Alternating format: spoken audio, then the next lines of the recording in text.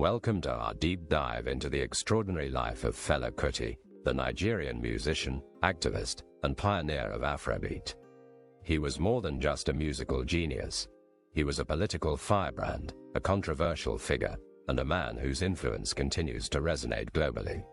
Get ready to explore his career, discography, scandals, political views, and relationships, all the way to his untimely death. Born Olufella Olusegun Oladotan Ransom Kuti in Abeokuta, Nigeria, in 1938, Fela came from a politically active family. His mother, Funmilayo Ransom Kuti, was a prominent anti-colonial activist, and his father was a Protestant minister and school principal. This upbringing undoubtedly shaped his fierce independent spirit. Initially sent to London in 1958 to study medicine, Fela quickly switched to music at Trinity College of Music. He experimented with jazz and highlife, but it was his trip to the United States in 1969 that truly ignited the spark for Afrobeat.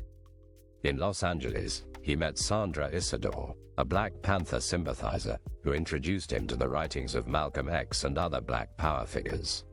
This was a pivotal moment.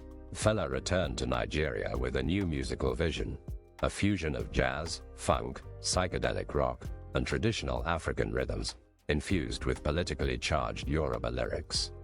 Afrobeat was born.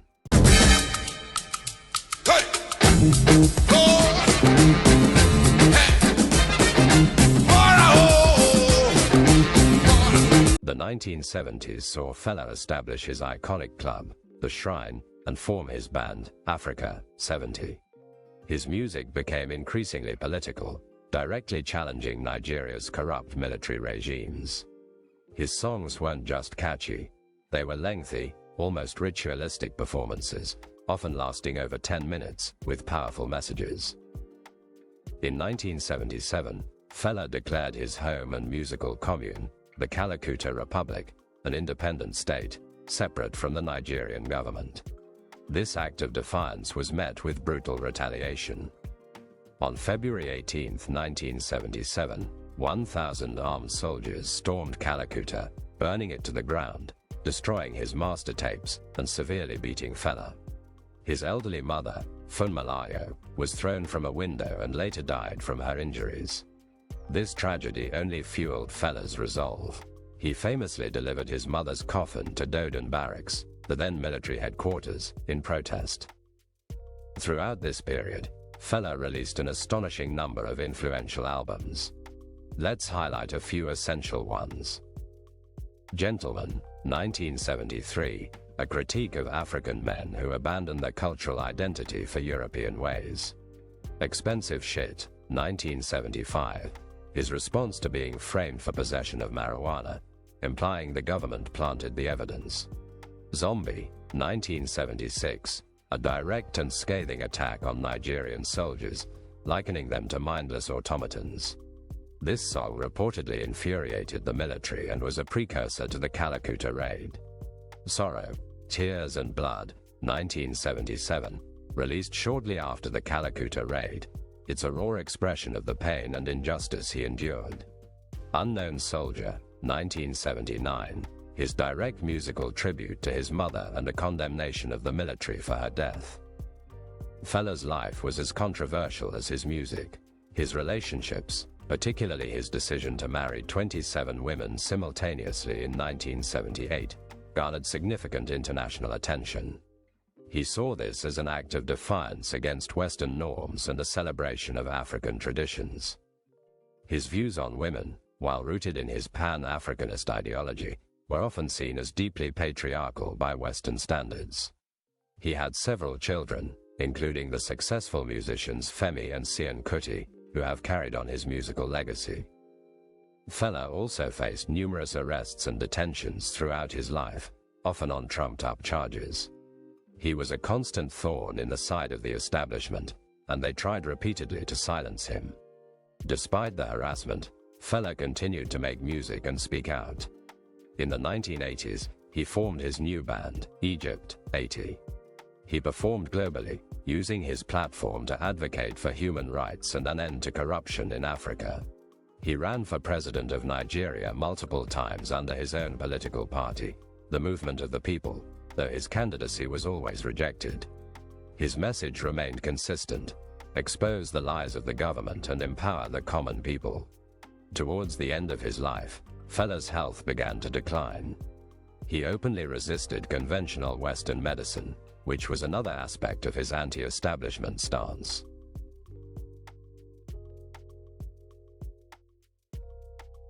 Fela Kuti tragically passed away on August 3, 1997, at the age of 58, from complications due to AIDS.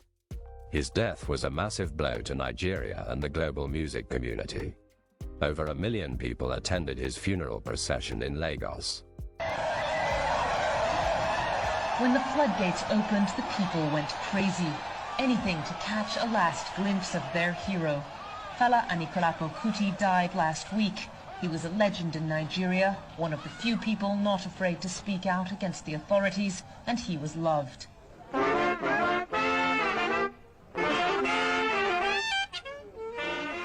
At his funeral, I never seen anything like it in my life.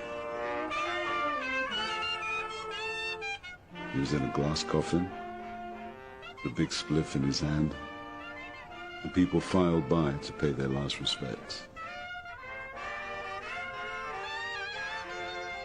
I knew it was a star, but I didn't understand the fame part of it. I was young, you have to understand that. My dad died when I was 14. So when he died and the whole world, CNN, BBC, and everybody, 1 million people came out to bury him, you realize that it was important.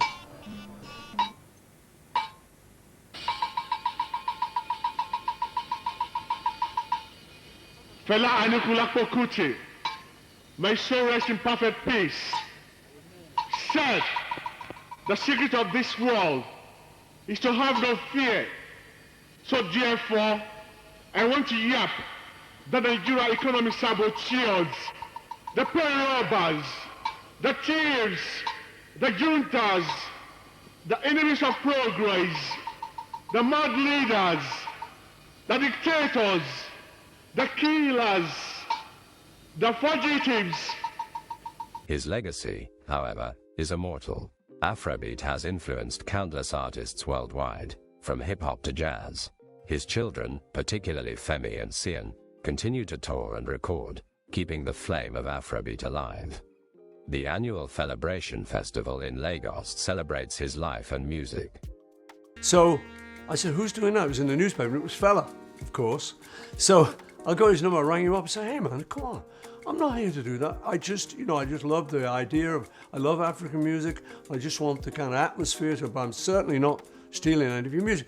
He came round to the studio and I played him all my stuff and he said, no, nothing like African music. So we became good friends. He invited me out to the African Shrine, which was his club. Let me explain it to you. Afrobeat is Fela Kuti. Legend called Fela Kuti. Your grandfather managed him. Yeah, that's Afrobeat. Years went by. Nigerian musicians started dropping music that was becoming something. Naturally, they needed to call it something to be able to identify with. Yes. Somehow they just said Afrobeat and added an S. I don't know how, I don't know what sense even that made, but that's what happened. Fela Kuti was a revolutionary, a musical innovator, and an uncompromising voice for justice. He used his music as a weapon, his life as a protest, and his spirit as an inspiration.